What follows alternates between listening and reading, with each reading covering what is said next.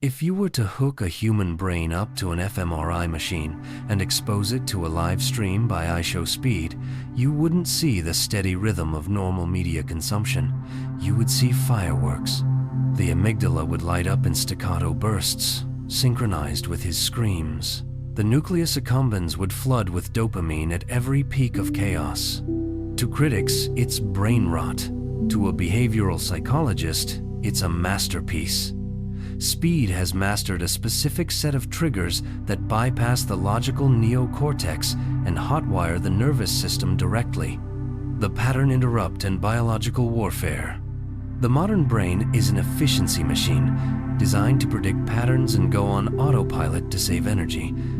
Speed makes autopilot impossible via the pattern interrupt. Consider the bark. It isn't just a tick. It triggers the startle response, or orienting reflex.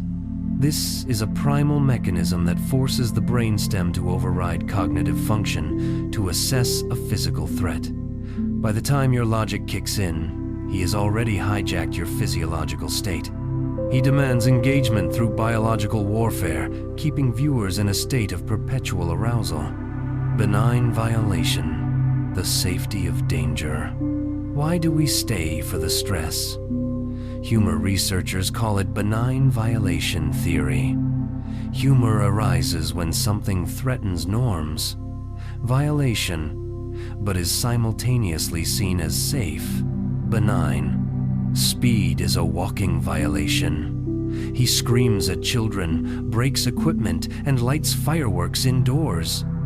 In the real world, this is terrifying. On a screen, it is hysterical. We experience the adrenaline of the car crash without the whiplash. He offers a simulation of unregulated danger in a sanitized world. Weaponized incompetence. Then there is the intelligence paradox. Speed utilizes the protege effect, or weaponized incompetence.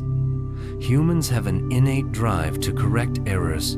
When speed fails to identify France on a map or mispronounces basic words, it triggers a compulsion in the viewer to intervene. It makes the audience feel superior and needed.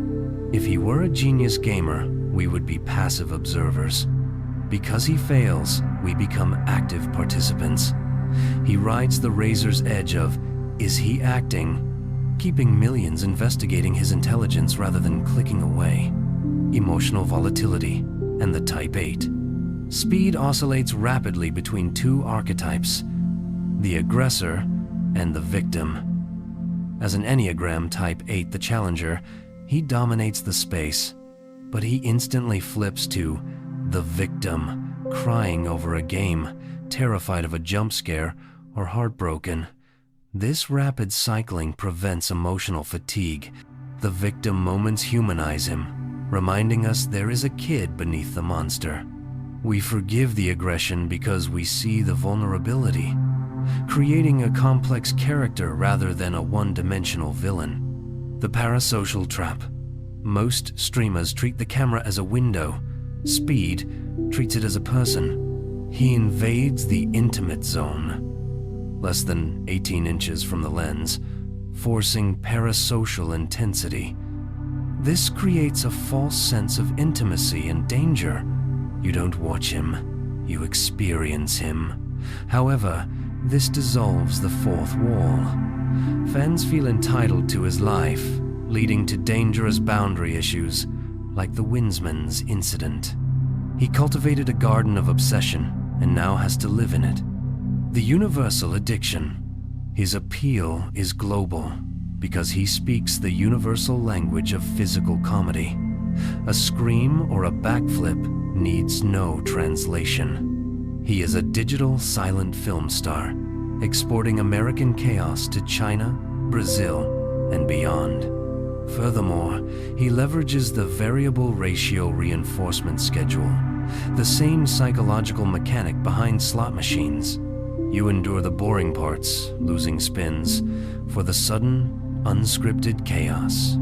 In a world of polished, fake content, his raw unpredictability feels like truth.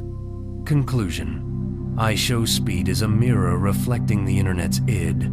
He is the embodiment of our short attention spans, our desire for conflict, and our obsession with the authentic. He hacked the system not by studying the algorithm, but by becoming it. He conducts a symphony of dopamine, holding our eyes open to witness the absurdity of the digital age. You might hate the noise, but you can't look away.